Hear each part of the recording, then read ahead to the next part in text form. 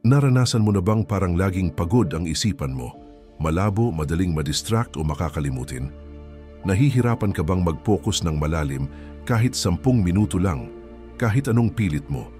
Maaaring umupo ka sa harap ng computer na may malinaw na layunin, pero makalipas lang ng 5 minuto, napapansin mong nag-i-scroll ka na sa TikTok o nagbabasa ng kung ano-anong balita. Nagtataka kung bakit parang mahina at lutang ang utak mo. Kung pamilyar ito sa'yo, hindi ka nag-iisa. Isa itong karaniwang sintomas ng isipang puno na kulang sa ensayo at laging nilalabanan ang walang katapusang distractions. Pero may magandang balita tulad ng mga kalamnan. Maaaring sanayin ang utak para tumalas, tumibay at mas tumutok. Sa video na ito, matutuklasan mo ang 7 praktikal na mental workouts na dinisenyo para pahusayin ang iyong memorya at pagtutok. Ang mga teknik na ito ay nakaugat sa isang walang kupas na pundasyon, Stoicism, isang sinaunang pilosopiya na naging gabay ng mga emperador, mandirigma, alipin at pilosopo sa gitna ng pagsubok sa pamamagitan ng paghubog ng panloob na lakas. Isang pilosopiyang walang arte, walang sisihan, may isang pangunahing prinsipyo lang. Pagtagumpayan mo ang sarili mo, tagumpay ang buhay mo. Kung ia-apply mo ang ganitong mindset sa pagsasanay ng iyong isipan, hindi ka lang magiging mas maalalahanin o mas makapagtutok, magiging matatag ka. Simulan na natin. Magsulat na parang si Marcus Aurelius. Ang pagsusulat ay hindi lamang para sa mga may aklat o may social media. Isa itong kasangkapan upang pamahalaan ang iyong panloob na mundo. Tulad ng hindi mo mahahanap ang isang file sa computer na puno ng kalat at hindi organisadong mga folder, hindi rin makapag-focus ang iyong isipan kapag ang mga iniisip mo ay nagsisiksikan at nagtutunggali sa atensyon mo. Inilalabas ng pagsusulat ang kalat sa isipan at inilalagay ito sa papel, kung saan mo, ito makikita, may sasaayos at higit sa lahat, maaari mo nang pakawalan. Kapag isinusulat mo kung ano ang bumabagabag sa iyo, inililipat mo ito mula sa panandaliang alaala kung saan inuubos nito ang iyong focus patungo sa isang panlabas na imbakan na nagpapaluwag sa iyong isip. Parang kapag nagsasara ka ng mga background apps sa iyong telepono para ito'y gumana ng mas mabilis. Matagal na itong naunawaan ng mga Stoic. Baka hindi man nila ginamit ang mga salitang executive function o cognitive load. Pero alam nila, kung hindi mo lilinawin ang iyong mga iniisip, ang iyong mga iniisip ang siyang magkokontrol sa iyo. Ang pagsusulat ay isang gawa ng sariling pamumuno. Araw-araw nagsusulat si Marcus Aurelius, hindi para sa iba, kundi upang manatiling nakatapak sa lupa sa kabila ng bigat ng pagiging emperador. Hindi siya sumusulat para maalala, sumusulat siya para makalaya. At marahil, iyon ang pinakamahalaga. Kaya, heto ang isang simpleng gawin na maaring baguhin kung paano gumagana ang iyong isipan. Tuwing umaga, bago mo buksan ang iyong telepono, magtakda ng timer para sa 5 hanggang 10 minuto at magsulat. Umupo, kunin ang panulat. Hindi kailangang maganda o tama sa gramatika. Isulat mo lang kung ano ang nasa isip mo, kahit pa simple. Medyo pagod ako. Masyado akong kumain kagabi. Kailangan ko nang simulan ang proyektong yon, pero wala pa ako sa wisyo. Hindi katalinuhan ang layunin, kundi kalinawan. Tinutulungan ng pagsusulat ang iyong utak na ayusin ang mga iniisip, kilalanin ang kalat sa isipan at tukuyin kung ano talaga ang mahalaga. Pagkalipas ng ilang araw, mapapansin mong may mga umuulit na pattern, mga alalahanin at temang paulit-ulit. Ang simpleng pagkilala sa mga ito ay isang makapangyarihang hakbang patungo sa muling pagkakaroon ng fokus. Pinatitibay rin ng pagsusulat ang alaala sa pamamagitan ng paglipat ng impormasyon mula sa hindi malay patungong ganap na kamalayan. Kapag isinulat mo ang mga natutunan mo, mas malalim itong napoproseso ng iyong isipan. Hindi lamang tinatanggap, kundi binibigyang kahulugan. Ito ang tinatawag na generation effect, kapag ikaw mismo ang bumuo ng kaalaman kaysa basta lang tumanggap, nito mas matagal mo itong natatandaan. Ginagawa kang aktibong mag-aaral ng pagsusulat, hindi pasibong tumatanggap. Isipin mo si Blaise Pascal, na madalas isinusulat ang kanyang mga pagdududa at pagmumuni-muni, hindi para sa madla, kundi para mas malinaw niyang marinig ang sarili. Ang mga taong bihasa sa sarili nilang isipan ay hindi ipinanganak na kakaiba. Natutunan lang nilang makipag-ugnayan sa kanilang mga iniisip ng may layunin. Ang pagsusulat ay isang pakikipag-usap sa sarili, tahimik, walang paghusga. Maaari mong palalimin ang gawin na ito sa pamamagitan ng pagdaragdag ng isang layunin kada araw. Isulat ang isang bagay na nais mong tandaan, isang prinsipyo, isang sipi, isang katotohanan. Halimbawa, ito mula kay Epictetus. Hindi matututo ang isang tao kung iniisip niyang alam na niya ito. Ang pagkopya nito gamit ang kamay ay hindi lamang pagbabasa, ito ay pagninilay. At ang pagninilay ay mas epektibo sa pagpapatibay ng alaala kaysa kahit anong note-taking app. O, nakakatulong ang pagsusulat para maalala mo. Ngunit higit doon, nakakatulong ito para makalimot, pumastama, makawala. Bit-bit natin ang mga lumat, hindi pinangalan ng damdamin, munting pangamba, at alalahaning unti-unting sumisira sa ating focus. Nililinis ng pagsusulat ang mental workspace mo, parang pagsasara ng mga pop-up window na paulit-ulit na humahadlang sa iyong daloy. Kapag wala na ang mga iyon, muling luminaw at lumalim ang iyong pag-iisip. Kung naitanong mo na kung bakit minsan hindi ka makapag-focus, kung bakit ang pagbabasa ay parang mabigat na gawain, o kung bakit lumulutang ang isipan mo, pag-upo pa lang sa trabaho, hindi dahil tamad ka, sobra ka lang sa pasan. Sobra kang nagdadala ng mga hindi pa napoprosesong iniisip. Ang pagsusulat ay parang paglilinis ng RAM ng isipan bago magsimula ang tunay na pag-iisip. Kaya bukas ng umaga, laktawan muna ang lo-fi playlist o ang sobrang tapang na kape. Buksan mo ang isang kwaderno, kunin ang panulat at magsulat, tapat magulo kung anuman ang lumabas. Pagkalipas ng isang linggo, gumagaan na ang iyong isipan. Pagkalipas ng isang buwan, tumatalas ang iyong pag-iisip. At pagkalipas ng ilang buwan, hindi ka na hila-hila ng iyong mga iniisip. Ikaw na ang humahawak sa manibela. Kapag natulungan ka na ng pagsusulat na ayusin ang nasa loob mo, isali mo naman ang iyong katawan sa usapan. Hindi lahat ng sagot ay nasa pahina. May mga sagot na naghihintay sa paggalaw. Kahit pinakamaliit na hakbang, maaaring magbukas ng pinakamalalim na focus at pagkamalikhain sa loob mo. Pangalawa, igalaw ang katawan. May isang bagay na bihira nating mapansin. Ang mga sandaling may biglang kislap ng ideya o may biglang malinawan sa isip. Kadalasan, hindi ito nangyayari habang tayo'y nakaupo lang. Mas madalas, dumarating ito habang naghuhugas tayo ng pinggan, naglalakad sa labas o nagiinat matapos ang matagal na pagupo. Para bang ang bahagyang paggalaw ng katawan ay nagbubukas ng isang susi sa isipan. Hindi iyon aksidente, iyan ang kalikasan ng tao.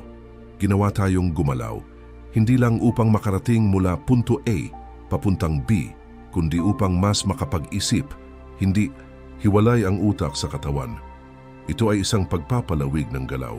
Kapag naglalakad ka, dumadaloy ng mas maayos ang dugo, mas maraming oksiheno ang umaabot sa utak, at ang mga bahagi ng isipan na may kinalaman sa alaala, konsentrasyon, wika at imahinasyon ay tumatalas. Kaya't sinasabi ng mga neuroscientist tulad ni Dr. Wendy Suzuki ng NYU na ang ehersisyo ang pinaka-transformatibong bagay na maaari mong gawin para sa iyong utak sa ngayon. Ngunit hindi kailangang mag-gym o tumakbo ng milya-milya upang gumalaw. Paalala ng mga Stoic, mamuhay ng simple, may layunin at episyente, at ganoon din dapat ang ating galaw. Naranasan mo na bang maglakad lang para mag-isip? Walang earphones, walang podcast, walang text, lakad lang, hinga at pansin. Bawat hakbang ay nagpapabagal sa bagyong umiikot sa iyong ulo. Habang gumagalaw ang mga paa, unti-unting nagkakaayos ang isipan. Marahil naranasan mo na ito noon, hindi mo lang alam kung anong tawag. Ngayon alam mo na, hindi lahat ay may oras para sa mahahabang lakad, pero kahit ang maliliit at simpleng galaw sa opisina, sa silid-aralan o sa loob ng bahay ay maaaring magkaroon ng di inaasahang epekto sa iyong isipan. Tumayo kada 30 minuto, maglakad-lakad ng 2 minuto na walang ginagawa. Basta gumalaw lang. Hindi lang ito para sa sirkulasyon ng dugo. Binibigyan din nito ng pagkakataon ng utak na mag-reset, parang pagpindot ng F5 sa iyong diwa. Bawat magaan na paggalaw ay nagpapalipat sa utak mula sa pagkapagod tungo sa panibagong lakas. Isa pang paraan, mag-isip gamit ang mga kamay. Kapag isinasama mo ang katawan sa proseso ng pag-iisip, tulad ng pagdodrawing sa whiteboard, malakas na pagbasa habang nakatayo o paglalakad habang nag-aaral, na aktibo mo ang parehong motor memory at semantic memory. Ang sabayang aktibasyong ito ay tumutulong sa utak na mas tumibay ang pag-alala.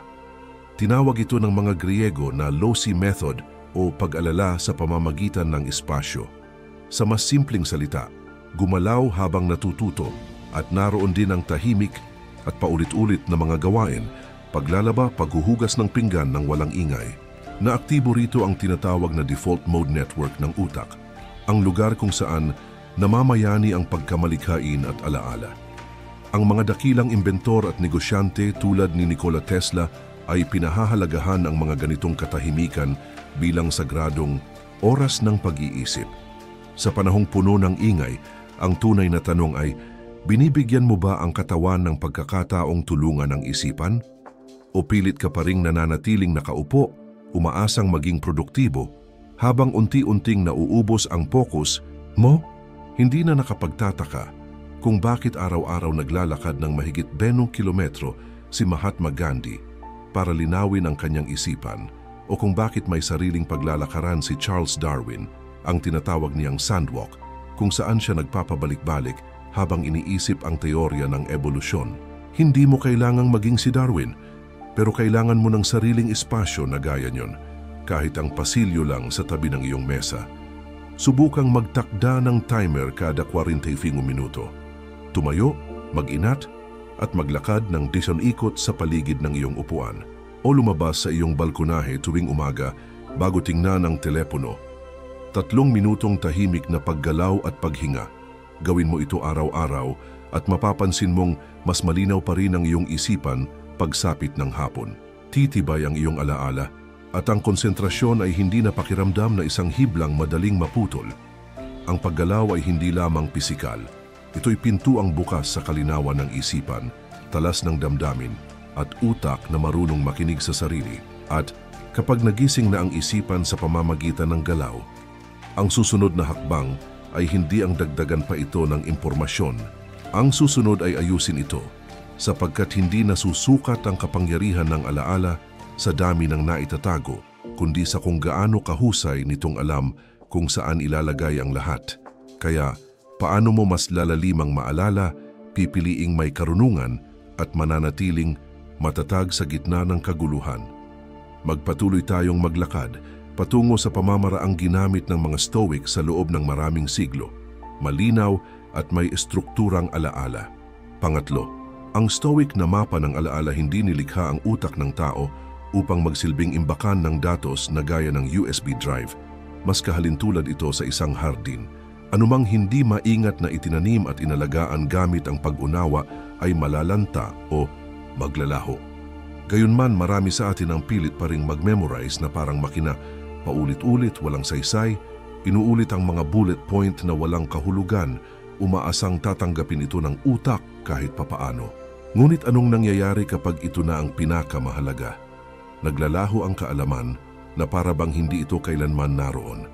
Ang alaala ay hindi tungkol sa pagbubunton ng mga impormasyon.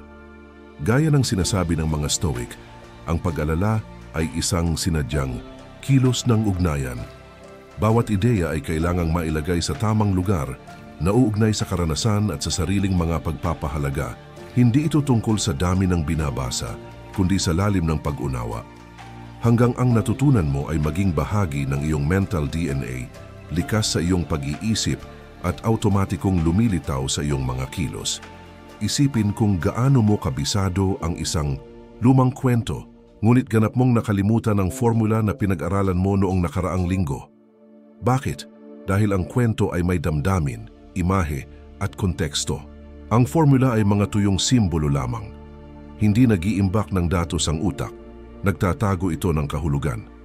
At hindi ito purong teorya. Ipinapakita ng pananaliksik mula sa Stanford University na ang pag-uugnay ng bagong impormasyon sa imahe, emosyon at personal na konteksto ay maaring magpataas ng pangmatagalang alaala ng hanggang 70%.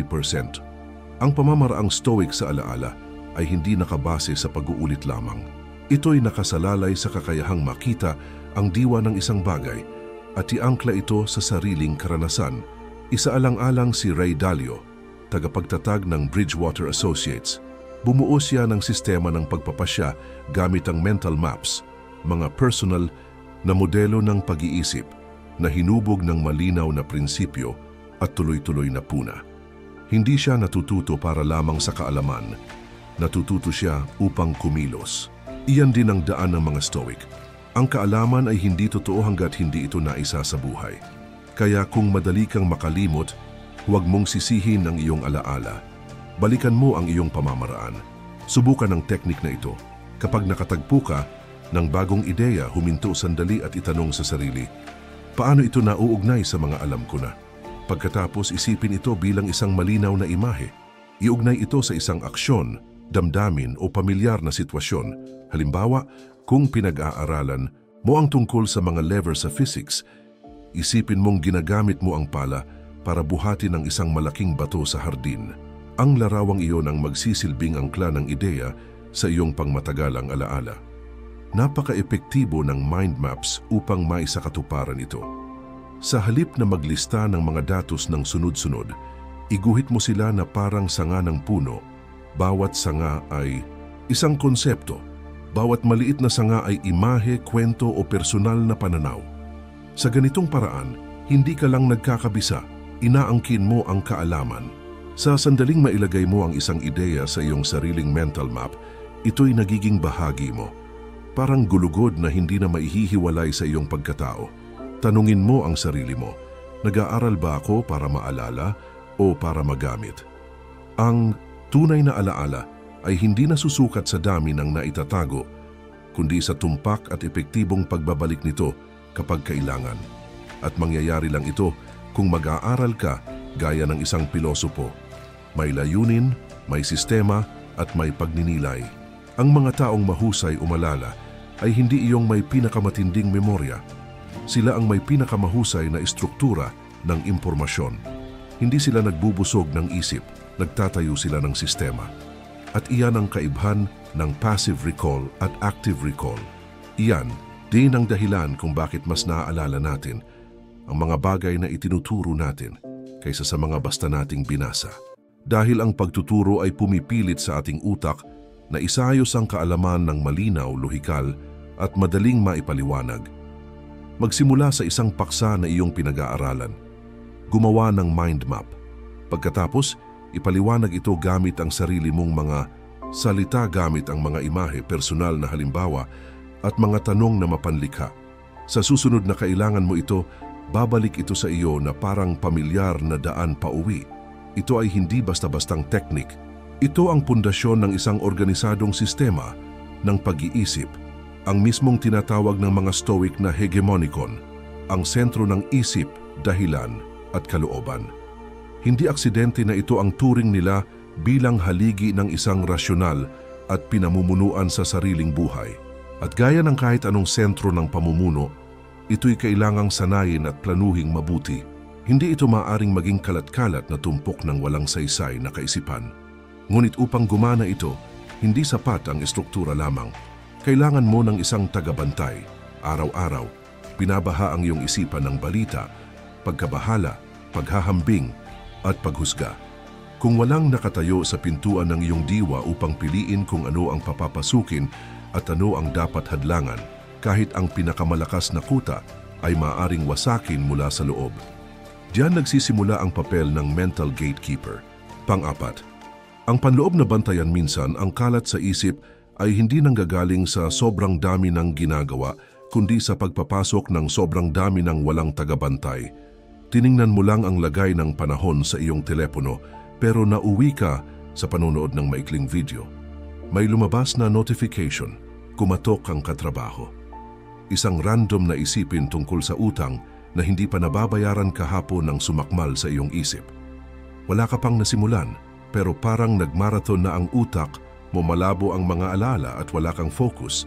Sa pilosopiyang Stoic, tinatawag ito na breach, hindi mula sa labas kundi mula sa loob. Inilarawan ito ni Marcus Aurelius bilang pagtataksil ng isang isip na walang bantay. Kaya kahit siya ay isang emperador, naglaan siya araw-araw ng oras para sa isang bagay, tahimik na pag-oobserba sa kanyang mga iniisip. Ang pagiging tagabantay ng iyong isip ay hindi isang malabong konsepto. Ito ay isang kasanayan, gaya ng pag-aaral magbaybay o magbuhat ng weights. At ang simula ay nakakagulat na simple. Umupo ng tahimik ng 5 minuto araw-araw at pagmasdan ng iyong hininga. Hindi ito relihiyosong meditasyon. Ito ay pagsasanay ng kamalayan. Kapag may pumapasok na isipin, huwag itong habulin, husgahan o piliting itaboy. Kilalanin lang ito. Ito ay pagkabalisa o iyan ay kuryosidad at marahang bumalik sa iyong hininga. Parang doorman na tumitingin kung may paparating, tapos muling tumatayo ng matatag. Sa bawat ulit mong gawin ito, sinasanay mo ang utak mo na bumalik sa kasalukuyan. Isang mahalagang kakayahan para sa alaala at konsentrasyon. Ipinakita ng pananaliksik mula sa University of Massachusetts Medical Center na pagkatapos ng 8 linggong araw-araw na pagmamasid sa hininga, tumataas ng malaki ang gray matter density sa hippocampus, bahagi ng utak na konektado sa alaala. Samantalang ang amygdala, sentro ng stress at emosyon, ay lumiliit. Ano ang ibig sabihin nito? Hindi ka lang mas marami ang matatandaan, kundi mas bihira ka ng malunod sa mga nakakabahalang o nakakagambalang isipin. Nagsisimula ng muling ayusin ng utak mo ang sarili para sa kaliwanagan at kaayusan. Dito nagkakamali ang karamihan. Ang alaala ay hindi lang basta pagkuha ng tala, pag-uulit ng mga fakta o paggamit ng memory tricks. Ito rin ay tungkol sa pagpapanatiling malinis ng entablado ng iyong isipan para lumitaw ang mga mahalaga. Kung ang isip mo ay isang teatro, karamihan sa atin ay pinapapasok ang daan-daang di nakikilalang artista ng sabay-sabay. Walang script, walang spotlight, walang ayos. Ano ang resulta? Kaguluhan. Ang pagmamasid sa isip ay ang stage manager mo. Hindi nito pinipigilan ang mga artista. Pinipili lang nito kung sino ang papasok. Kaya kapag oras na para mag-focus, ang isip mo ay hindi na puno at maingay na lugar. Ito'y maliwanag, tahimik na espasyo, handa para sa mga mahahalaga. Pwede kang magsimula ngayon. Hindi mo kailangan ng espesyal na unan o perpektong tahimik na lugar. Kailangan mo lang ng upuan, sa minuto at isang desisyon. Umupo, ipikit ang mga mata at bantayan ang iyong isip na parang pinto ng isang banal na lugar. Kapag may pumasok na isipin, lagyan ito ng label, tapos bumalik sa hininga. Sa simula, madalas kang maligaw, palipat-lipat ang isip mo. Hindi iyon pagkakamali, iyon ang pagsasanay. Sa bawat pagkakataong mapansin mong lumihis ka at bumalik, isang rep iyon para sa iyong awareness muscle. Subukan mo ito ng tuloy-tuloy ng 7 araw, 5 minuto lang kada araw. Itala ang progreso mo. Mararamdaman mong magiging magaan ang isip, mas dadami ang maalala mo. At nakakagulat, magkakaroon ka pa ng dagdag na oras dahil hindi ka na huhubugin ng bawat paliparang isip. Tanungin ang sarili, buhay ka ba ng may isip na walang bantay? Gaano kadalas kang umupo para sa isang mahalagang bagay, tapos nauwi sa paglaho sa mga mensahe o paikot-ikot na pag-iisip? Kung madalas ang sagot, walang hiya doon. Ibig sabihin kailangan mo ng tagabantay at ikaw ang tagabantay na iyon. Kung nandito ka pa, patuloy na nagbabasa, kasama ko pa rin, congratulations. May ibig sabihin yan, hindi mo lang ito pinakikinggan, handa ka ng kumilos. Kung gayon, pindutin ang subscribe para hindi mo mapalampas ang susunod na mga bahagi. Dadalhin ka ng natitirang bahagi ng video sa buong sistema. Bawat piraso ay nagtutulungan para magkaroon ka ng utak na malinaw, nakatuon at kontrolado. Samahan mo ako. Ang tunay na kapangyarihan ay makikita kapag nasa ayos na lahat ng bahagi. Pang-5, isang gawain lang, stoiko ang paraan. Napansin mo na ba na may mga araw na sobrang busy ka, pero pagdating ng gabi, parang wala kang maalala na makabuluhang nagawa? Lahat ay parang malabo, parang ulan na dumudulas sa bintana. Ang isip mo ay parang kapehan sa oras ng rush hour. Maingay, siksikan, maraming tao na pumapasok at lumalabas na hindi nagtatagal. Wala kang natatandaan dahil walang tumagal ng sapat para maalala. Pero hindi mo kailangang magmuni-muni sa bundok o sa isang monasteryo para hasain ang alaala o pataasin ang konsentrasyon. Kailangan mo lang matutong isara ang kapehan, matutong gawin ng buong buo ang isang bagay, gaya ng mga Stoiko. Hindi bumagal ang mga Stoiko para mabuhay ng kakaunti, mas buhay sila. Hindi sila gumagawa ng kakaunti lang. Hindi lang nila ginagawa lahat ng sabay-sabay dahil nauunawaan nila ang isang mahalagang katotohanan. Ang alaala ay hindi imbakan lang. Isa itong spotlight. Nililiwanag lang nito ang tinutukan. Pero kapag palipat-lipat ang ilaw, wala talagang malinaw na naiilawan. Para maalala ng malinaw at malalim, kailangan mo itong bigyan ng buong atensyon ng sapat na tagal. Kaya ang focus ay hindi lang isang birtud ng Stoiko, isa itong ehersisyo ng isip. Halimbawa, nagbabasa ka ng libro. 3 pahina pa lang kinuha mo ang telepono para tingnan ang mensahe. Pagbalik mo, kailangan mong basahin muli ang pahina. Ang kakaibang pakiramdam na parang nabasa ko na ito ay cognitive fragmentation. Hindi nabigyan ng sapat na oras ng utak mo na ilipat ang impormasyon mula short-term patungong long-term memory. Kapag paulit-ulit mo ito ng 1 taon, makakabasa ka ng 12 ng libro pero walang maipapakita. Ang focus ay hindi luho. Ito ay kaligtasan, lalo na para sa isip na araw-araw ay pinapahirapan ng social media. Narito ang unang ehersisyo mo. Pumili ng isang gawain ngayon at gawing ritual ng focus. Halimbawa, paggawa ng kape. Kapag ginagawa mo ito, gawin mo lang talaga ito. Hingin ng bango ng beans. Pakinggan ang tubig na kumukulo. Panoorin ang kape na tumutulo. Huwag sumagot ng mensahe o isipin ang deadline. Hindi ka lang naroroon, tinuturuan mo ang utak mo na ito ay karapat-dapat na pagtuunan. 5 minuto lang ng isang bagay na buong focus ang gawin ay maaaring mag-reset ng buong nervous system. Hamos yung maatang nakakapagtaka, hindi ka mapapagod pagkatapos. Magiging magaan ang pakiramdam dahil hindi mo na kailangang i-juggle ang 10 ditapos na isip sa ulo mo. Alam mo ba na ang alaala ay hindi lang nakakabit sa impormasyon kundi sa estado ng isip mo? Kapag nag-aaral ka sa kalat-kalat na estado, tinatanggap ng utak mo ang karanasan bilang ingay at hindi ito pinapahalagahan. Pero kapag nakatuon ka ng buo, minamarkahan ng utak mo ang sandali bilang mahalaga. At doon ito naiimbak. Isa pang paraan para sanayin ng focus, pagsusulat gamit kamay. Kapag sumusulat ka ng kamay, hindi ka pwedeng copy-paste. Hindi mo pwedeng i-undo. Hindi ka makakalipat ng tab. Kailangan bumagal ang utak mo at ayusin ang mga iniisip nito. Pinapalakas nito ang linear na pag-iisip, mahalaga para sa alaala, lalo na sa mundo ngayon na puno ng mental interruptions mula sa social media. Ang pagsusulat gamit kamay ay tumutulong na manatili sa isang isipin ng mas matagal, kaya mas natatandaan mo ito. Kawili-wili, habang mas nagmamadali kang makaramdam, mas kailangan mong bumagal. Habang mas nagmamadali ang buhay, mas mahalagang mag-unplug at magtuon dahil dito mo lang matatamo ang mahalaga. Ang focus ay hindi pumipigil sa alaala. Ito ang susi para ma-unlock ito. At ito ang pinakamahalagang bahagi. Kapag nanatili kang nakatuon ng sapat na tagal, hindi ka lang nakaintindi sa ibabaw. Nauunawaan mo ang estruktura sa ilalim. Ganitong uri ng pag-unawa, hindi mo kailanman nakakalimutan. Biologically, may bahagi ang utak mo na tinatawag na prefrontal cortex. Ito ang kumokontrol sa focus at paggawa ng desisyon. Kapag sinanay mo ang focus, pinapalakas mo ang bahaging ito. Ipinakita ng neuroscience na tense hanggang 15 minuto lang ng malalim na focus araw-araw ay maaaring magpabuti ng malaki sa alaala at proseso sa loob ng ilang linggo. Hindi ito teorya, ito ay ebolusyon. Kaya, paano mo gustong mabuhay? Parang palaso na umiikot sa hangin o bilang tagapangalaga ng iyong atensyon?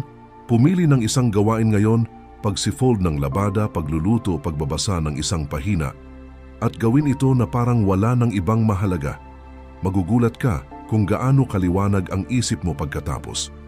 Ang magandang alaala, ay hindi nagsisimula sa mga teknik sa pagmememorya. Nagsisimula ito sa pagbibigay sa utak mo ng pagkakataong panatilihin ang mahalaga. Sa kalaunan, hindi nagugustuhing manahimik ang pag-unawa sa loob mo. Gusto nitong lumabas, gusto nitong maipaliwanag, maibahagi. At sa sandaling subukan mong ipaliwanag, ang isang bagay na sa tingin mo ay naintindihan mo, sisindi ang isip mo. Lumulutang ang mga ideya, gumagawa ka ng koneksyon. Kung ang focus ay ang paghawak, ang pagtuturo naman ay ang pag-lock dito. Ang pinakamahusay na paraan para maalala ang isang bagay ay ipasa ito sa iba. Tuloy tayo sa susunod na bahagi. Pang-anim, magturo. Para matandaan kapag binasa mo lang o narinig ang isang bagay, madali itong makalimutan sa loob lang ng ilang oras. Pero kapag napilitan kang ipaliwanag ito sa iba, dumikit ito ng malalim na hindi mo na mabitawan. Parang bumulong ang utak mo, mahalaga ito, hawakan mo. Ang problema, karamihan sa atin ay parang mga funnel lang. Pumapasok ang impormasyon tapos dumadaloy lang palabas. Walang pagninilay, walang pagproseso. Kaya kahit na maraming binabasa, pinapakinggan at pinag-aaralan, pagdating ng oras na kailangan mong alalahanin, parang wala kang maalala. Sabi ng isang matandang kapitbahay, ang batang lalaki ko, naaalala lahat ng natutunan niya kasi palagi siyang umuuwi at kinukwento ito sa kanyang lola. Ang matanda naman, tahimik lang na parang bato natututo tapos tuluyang nawawala. Malalaman mo kung sino ang mas magaling. Wala ng libro, wala ng siyensya. Pero tama siya, hindi napapanatili ng utak ang kaalaman sa pamamagitan ng passive intake. Nangyayari ito sa pamamagitan ng aktibong pagpapahayag. Kapag nagpapaliwanag ka ng isang bagay, kahit simpleng pagkukwento o pagtuturo lang, napipilitang linawin, ayusin at ipaliwanag mo ito. At ang prosesong iyon ang naglalak sa kaalaman sa long-term memory. Sa loob ng utak mo, ang hippocampus ay parang pansamantalang imbakan. Kapag hindi nakikita ng utak ang dahilan para itago ang isang bagay, itinatapon nito iyon. Pero kapag naaalala mo ang impormasyon gamit ang sariling salita, sa pagsasalita man o pagsusulat, nakakatanggap ang utak ng signal na mahalaga ito. Dito pumapasok ang prefrontal cortex na tumutulong sa hippocampus para ilipat ang impormasyong iyon sa long-term storage. Dito nagiging pangmatagalan ang alaala. Naiintindihan ito ng mga Stoiko pa noong sinaunang panahon, pero hindi nila ito tinawag na teknik sa pag-aaral. Tinawag nila itong mental na pagsasanay. Sabi ni Seneca, habang nagtuturo tayo, natututo tayo. Kapag naipapasa mo lang ang natutunan mo, doon mo ito tunay na nagiging sayo. Hindi ito basta-bastang pagme-memorize. Ito ay isang sinasadyang pagkilos para gawing bahagi ng pagkatao mo ang kaalaman. Isipin ang isang simpleng tanghalian kasama ang mga katrabaho. Kaninang umaga, may nabasa kang nakakatuwang bagay. Kapag naibahagi mo ito habang kumakain, nadodoble o nadadagdagan pa nga ang tsansa mong maalala ito kumpara sa simpleng pagbabasa lang at pagsasara ng libro. At kapag umuwi ka tapos sumulat ka pa ng maikling post sa social media tungkol dito, kahit walang ibang makabasa, malaki pa rin ang nagagawa mo. Tinuturuan mo ang utak mo. Pumili ng isang bagay na natutunan mo ngayon. Mula sa podcast, trabaho o usapan. Sabihin mo ito sa isang tao. Kaibigan, magulang, katrabaho, kahit pusa mo. Wala bang kasama? Isulat mo sa notebook. Hindi kailangang mahaba, basta malinaw. Pagkalipas ng ilang araw, subukan mo ulit ipaliwanag ito ng hindi tinitingnan ang mga tala. Kung kaya mo, congrats. Nilalak ng utak mo ang kaalaman parang isang pilosopo. Ang astig pa rito, hindi lang pinapalakas ng pagpapaliwanag ang alaala. Pinapatalas din nito ang focus mo. Mas nagiging mapanuri ka sa pakikinig. Hinahanap mo kung ano ang karapat-dapat. Ibahagi, pinipili mo ang mahalagang piraso ng impormasyon na parang nangangalap ng tuyong kahoy sa gubat. 2 beses ang benepisyo. Mas naaalala mo, mas malalim ang focus mo. Marahil iniisip mo, pero ano ba ang ituturo ko? Kaya nga ito gumagana. Hindi mo kailangang maging eksperto.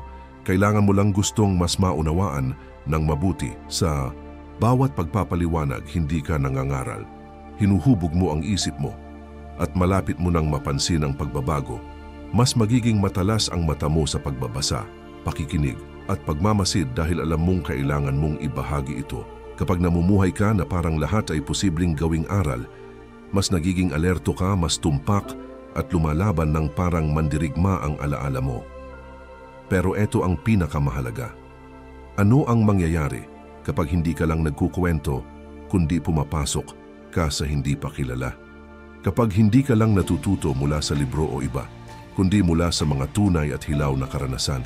Kapag may ginawa kang awkward, bago o nakakatakot, dito tumataas ang utak mo sa pinakamataas na antas. Dito sumasabog ang paglago. At ito ang huling aral na iniwan ng Stoicism. Lumabas sa comfort zone mo. Subukan ang bago araw-araw. Hindi para baguhin ang buhay mo agad-agad, kundi para muling iguhit ang mapa sa loob ng isip mo. Dahil habang mas malayo kang lalakad mula sa pamilyar, mas matalim, mas matalino, at mas buhay ang utak mo. Pangpito, subukan ang bagong bagay.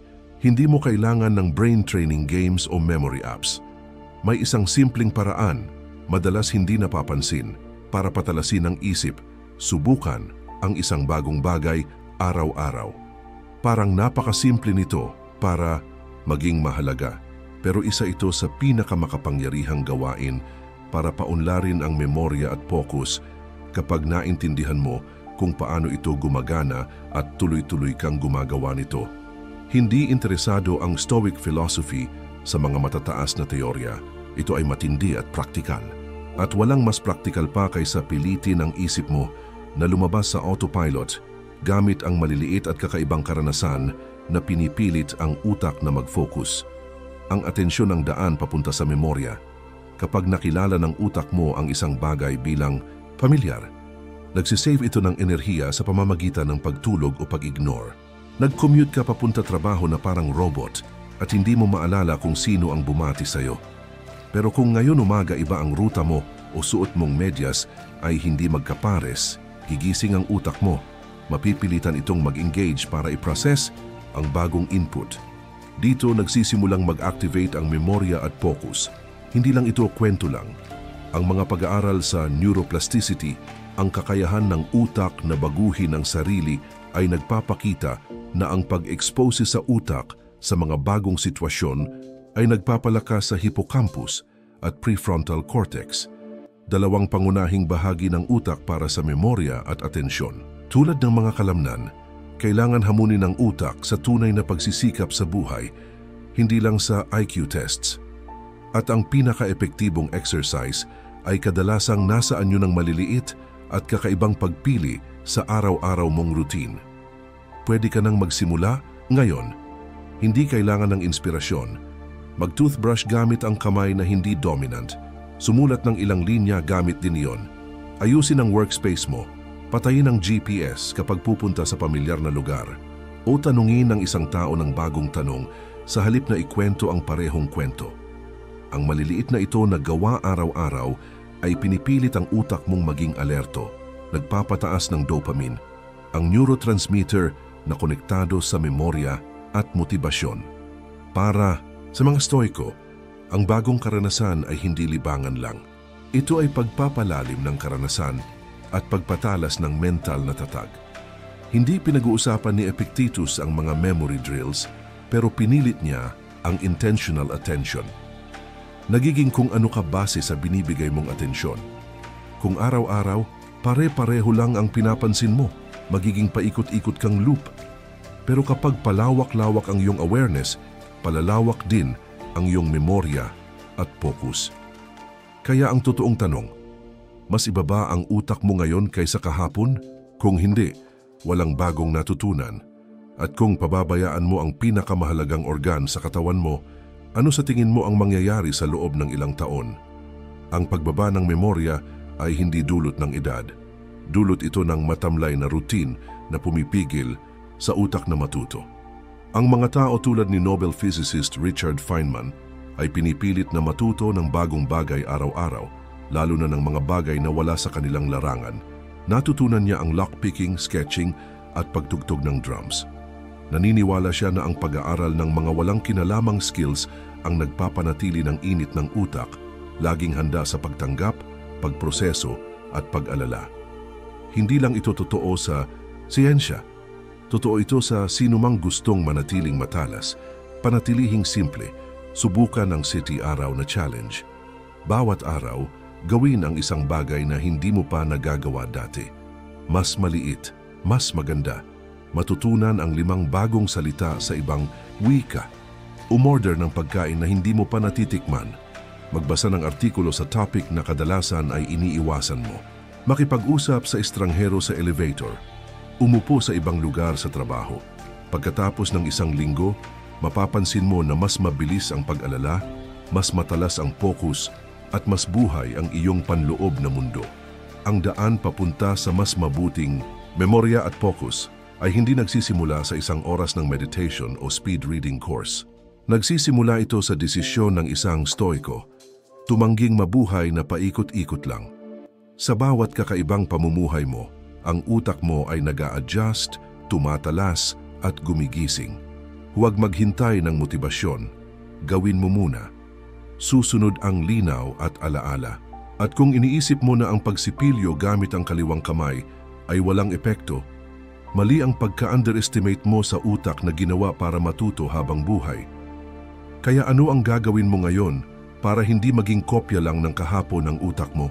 Napag-usapan natin ang 7 paraan para sanayin ang isip, hindi sa pag-uunahan o pagpilit alalahanin, kundi sa pamumuhay ng may kamalayan, intensyon at lalim, totoo sa diwa ng isang stoic practitioner.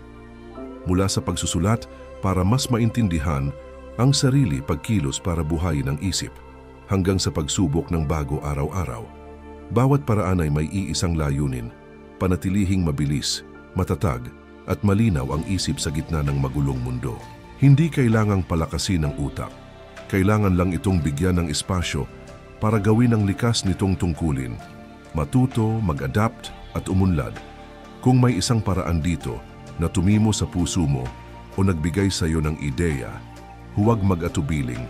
Ibahagi ito sa comments. Gusto kong marinig ang kwento mo at baka makatulong ang pananaw mo sa iba na katulad ng landas na tinatahak mo. At kung nagustuhan mo ang video na ito, isang like ang magandang paraan para malaman ng YouTube na karapat-dapat itong ibahagi. Salamat sa oras at atensyon mo.